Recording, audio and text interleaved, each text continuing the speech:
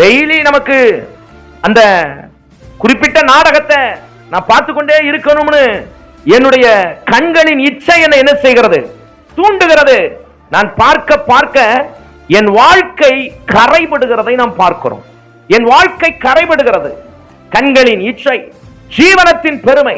அநேகர் பெருமையான வார்த்தைகளை பேசுகிறார்கள், பெருமையாய் பேசிக்கொண்டே இருப்பார்கள். அவர்கள் பெருமை அவர்கள் பேசுவதும், அவர்கள் விட்டோன்ன இவர்கள் பெருமையை அவர் பேசுவதும், இந்த மாதிரி பெருமை பேசுவது கூட ஜீவனத்தின் பெருமை.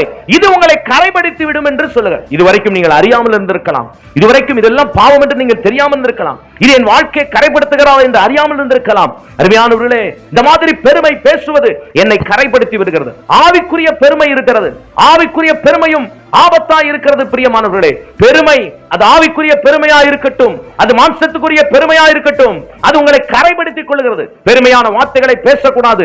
பைபிள் சொல்லுகிறது, பெருமை உள்ளவனுக்கு கர்த்தர் எதிர்த்து நிற்கிறார் என்று சொல்லுகிறது. தாழ்மை உள்ளவருக்கு கிருபை அளிக்கிறார்.